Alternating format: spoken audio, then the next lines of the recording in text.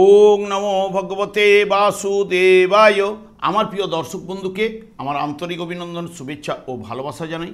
আমি আশা করি অনাদির আদি গোবিন্দের অশেষ করুণায় আপনারা সকলেই কুশলে আছেন। আজ আপনাদের কাছে যে বিষয়টি নিয়ে আলোচনা করতে চলেছি, শুক্র রাশিচক্রের দ্বিতীয়ভাবে অর্থাৎ নিজেরই ঘরে বৃষ রাশিতে 29শে জুন থেকে 26শে জুলাই পর্যন্ত অবস্থান করতে চলেছে। তাই মেষ রাশির বা মেষ লগ্নের জাতক জাতিকাদের ক্ষেত্রে কেমন ফল পেতে চলেছেন তা আমি আচার্য কমল শাস্ত্রী এই ভিডিওতে বিস্তারিতভাবে আলোচনা করব। ধৈর্য সহকারে আপনারা ভিডিওটি দেখবেন। শুক্র কয়েকদিন সূর্য উদয়ের আগে পূর্ব আকাশে ও কয়েকদিন সূর্য অস্তে যাবার পরে পশ্চিম আকাশে দেখা যায়। এই জন্য একে শুকতারা বা আবার সন্ধ্যা তারাও বলা হয়। শুক্র পার্থিব জগতের যাবতীয় সুখ সমৃদ্ধি, স্নেহ, প্রেম, প্রীতি, ভালোবাসা ও যা কিছু সুন্দর সবটাই হচ্ছে শুক্রের অধীন। কিন্তু বাস্তবিক প্রেম, প্রীতি, স্নেহ প্রভৃতি মনোভাব অনুভূতির কেন্দ্র হচ্ছে চন্দ্র। শুক্র জড়জগতের মধ্যে সেইভাবে বিকাশ করে যা মানুষকে জড়র দিকে আকর্ষণ কিন্তু করে। শুক্র জন্মকুণ্ডলিতে অশুভ ও পীড়িত থাকলে দেখবেন দক্ষিণ এবং পূর্ব কোণ অশুভ অতি অবশ্যই হবে। দেখবেন ওই দিকে বাড়ির নোংরা জিনিসপত্র হয়তো ফেলতে পারেন, ওই দিকে ল্যাট্রিন, বাথরুম, রান্নাঘর, রান্নাঘরটা থাকলে ওই জায়গাটা ঠিক আছে, কিন্তু অন্যান্য দেখবেন অশুভ জিনিস কিছু না কিছু পড়ছেই। সেই কারণে দেখবেন লাক্সারি জীবন থেকে ধীরে ধীরে অনেকটাই কিন্তু আপনারা দূরে সরে যাবেন এবং সব ধরনের সুখ সুযোগ এবং সুবিধা ভোগ করতে পারতেন তা থেকে কিন্তু বঞ্চিত হতে পারেন। শুক্র যদি গোচরকালে যে সময় অস্ত্র যায় সেই সময়কালে বিবাহ না করা উচিত। জায়গা সম্পত্তি, ঘর বাড়ি, ফ্ল্যাট এবং লাক্সারি কোনো আইটেম কেনা কিন্তু উচিত নয়। অসুরগুরুর শুক্রাচার্যের নাম অনুসারে শুক্র গ্রহের নাম করা হয়েছেন। ইনি শুক্রবার তুলা রাশিতে সাথী নক্ষত্রে জন্ম হয়েছিল এবং বর্তমানে যেহেতু মেষ রাশি বা মেষ লগ্ন নিয়ে আলোচনা করতে চলেছি, মেষ রাশি বা লগ্নের ঠিক দ্বিতীয়ভাবে বা রাশিচক্রের দ্বিতীয়ভাবে শুক্র কিন্তু অবস্থান করতে চলেছে। এখানে 29শে জুন থেকে 26শে জুলাই পর্যন্ত এই জায়গায় অবস্থান করবে এবং শুক্র নৈসর্গিক শুভকারক গ্রহ। যেহেতু এই দ্বিতীয়ভাবে অবস্থান করলে এখানে 3টে নক্ষত্রের মাধ্যমে কিন্তু এই রাশিটি বা এই নিজের রাশিটি অতিক্রান্ত করবে। এখানে প্রথমেই কিন্তু শুক্র কৃত্তিকা নক্ষত্রে প্রবেশ করবে। কৃত্তিকা নক্ষত্রে প্রবেশ করা মানে শুক্র এমনিতে রাশিচক্রের দ্বিতীয় এবং সপ্তম ভাবের অধিপতি গ্রহ এবং রবিও রাশিচক্রের পঞ্চম ভাবের অধিপতি গ্রহ এবং এটি স্থির রাশি এবং পৃথ্বী রাশি। এখানে সব মিলিয়ে এই জায়গাটা উঠে আসবে। বিশেষ করে শুক্র এখানে এমনিতেই নিজের ঘরে বলীয়ান হবে এবং দ্বিতীয় ভাব থেকে আমরা খাদ্যর বিচার করে থাকি, সেই কারণে খাদ্য রসিক হবে এবং কথাবার্তা সুন্দর হবে এবং সঙ্গীতের প্রতি আগ্রহ এবং খেলাধুলা পছন্দ করবে বা মাসি বা পিসির থেকে সাহায্য বা সহযোগিতা পাবে। একটা বংশ পরিচিতি কিন্তু থাকবেই। শৌখিন জাতীয় দ্রব্যের ব্যবসা থেকে অর্থাগম হওয়ার সম্ভাবনা, বিবাহে নিজস্ব পছন্দে হওয়ার সম্ভাবনা বেশি এনে দেয় এবং ফুলের গাছ হয় লাগানো বা ফুলের গাছের শখ কিন্তু একটা থাকবেই এবং বড় পরিবারে মানুষ হতে পারে।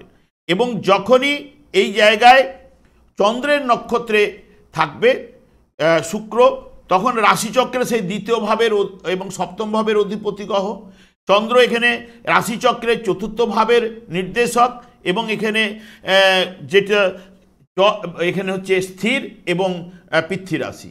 যেহেতু স্থির পৃথ্বী রাশি হওয়ার জন্য এখানে দেখবেন কথাবার্তা খুব ভালো হবে, মানুষজনকে আপন করে নিতে পারবে, সঙ্গীত পছন্দ করবে বা নিজেও কিন্তু গান করতে পারেন। আর্থিক দিক দিয়ে ভালো হবে, স্ত্রীকে সুখে রাখতে চেষ্টা করবেন এবং পৃথ্বী স্থির রাশির জন্য যাবতীয় ব্যাপারটাকে ধরে রাখার প্রবণতা আপনাদের মধ্যে কিন্তু থাকবেই। যখন শুক্র মঙ্গলের নক্ষত্রে অর্থাৎ মৃগশিরা নক্ষত্রে যখন প্রবেশ করবে, মৃগশিরা নক্ষত্রে প্রবেশ করলে এমনিতেই শুক্র হচ্ছে দ্বিতীয় সপ্তম ভাবের নির্দেশক গ্রহ রাশিচক্রে, এবং তার সঙ্গে সঙ্গে যেহেতু মৃগশিরা নক্ষত্রে মঙ্গলের নক্ষত্র, মঙ্গল রাশিচক্রের আপনাদের রাশিপতি এবং অষ্টমপতি, এবং এটি পৃথ্বী ও যেহেতু স্থির রাশি হওয়ার জন্য শুক্র এখানে নিজের ফলটা একটু বেশি দেবে, কথাবার্তায় কিছুটা হয়তো অনেক সময় রূঢ় ভাব কিন্তু থাকবে, এবং তৈলযুক্ত খাবার পছন্দ করবে, এবং ভোগ বাসনা দিকে ব্যয় বৃদ্ধি কিন্তু ঘটাবে। নারীর প্রতি একটু আকর্ষণ থাকবে। ভাই বোন আত্মীয় পরিজন এদের সঙ্গে একটু ভুল বুঝাবুঝি দেখা দিতে পারে যেহেতু ভাতৃকারক গ্রহ মঙ্গল, এবং সম্পদের প্রভাবে দৈনন্দিন জীবনে আনন্দ কিন্তু পাবেই। বর্তমানে যেহেতু মেষ রাশি বা মেষ লগ্নের জাতক জাতিকাদের ক্ষেত্রে যখন শুক্র রবির নক্ষত্রে মানে 29শে জুন থেকে 28শে জুলাই পর্যন্ত রবির নক্ষত্রে কৃত্তিকা নক্ষত্র অবস্থান করবে, তাহলে এখানে শুক্র আপনাদের রাশি সাপেক্ষে দ্বিতীয় এবং সপ্তমপতি এবং ঠিক অষ্টম ভাবের উপরে দৃষ্টি থাকছে, এবং রবিও যেহেতু কৃত্তিকা নক্ষত্রে আপনাদের কৃত্তিকা নক্ষত্রে সেই রাশিচক্রে রবি দেখুন আপনাদের রাশি সাপেক্ষে তৃতীয়তে বসে রয়েছে পঞ্চমপতি, এবং নবম ভাব ভাগ্য ভাবের উপরে কিন্তু দৃষ্টি থাকছে। এখানে যদি জন্মকালীন এখানে দ্বিতীয়তে কিন্তু শুক্র শুভ ফল কিন্তু প্রদান করে থাকে, এবং রবিও যেহেতু আপনাদের রাশি বা লগ্ন সাপেক্ষে তৃতীয়তে গোচরে শুভ ফল কিন্তু প্রদান করে থাকে। যদি জন্মকালীন শুভ থাকলে তাহলে আর্থিক উন্নতি কিন্তু ঘটবেই, এবং সংসারে আনন্দ, যথার্থ সম্মান লাভ এবং সম্পদ লাভ। বসন্তকালীন যেমন তিলের যে পুষ্প হয়, পুষ্পের ন্যায় শোভাযুক্ত কেশ মানে মাথার চুল খুব শোভাযুক্ত হবে, এবং ব্যবসা বাণিজ্যে দিকে ভালো লাভ, এবং সুখাদ্য বা সুস্বাদীয় খাদ্য পছন্দ কিন্তু করবে। আপনারা সুস্বাস্থ্যের অধিকারী হবেন, কারণ পঞ্চম ভাবের নির্দেশক রবি, এবং চাকরি বা ব্যবসায় নতুন দিগন্ত আনার জায়গাটা কিন্তু এই করবে এবং সুখী করাবে। এই জায়গায় দুজনেই যেহেতু রবি এবং শুক্র দুজনেই যেহেতু গোচরে শুভ জায়গায় অবস্থান করছে, শুভ ফল কিন্তু আনবে। যদি জন্মকালীন শুভ থাকলে দেখবেন রবির দশা শুক্রের অন্তর্দশা বা শুক্রের দশা রবির অন্তর্দশা যাদের চলবে তারা অতি অবশ্যই এই ফলগুলো পাওয়ার সম্ভাবনা পাবেই।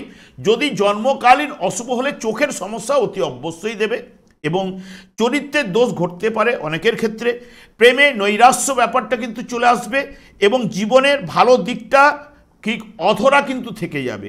এইটুকু বলতে পারি, অসুখী জীবন এবং পিতার স্বাস্থ্য নিয়ে চিন্তা, ব্যবসায় মন্দা বা ক্ষতি এই জায়গাটা আনবে। দাম্পত্য জীবনে একটু কলহ বিবাদ বা মনোমালিন্যে জড়িয়ে পড়া, ঋণে হয়তো জড়িয়ে পড়তে পারেন। বিবাহ অনেক সময় বিলম্বে ঘটাতে পারে যদি শুক্র এফেক্টেড থাকলে, অশুভ থাকলে, বা রবির দ্বারা যদি অশুভ হয়ে যায়, শুক্র অস্তমিত যদি জন্মকালীন জাত রয়েছে তাদের একটু বিবাহ বিলম্ব কিন্তু করাবেই।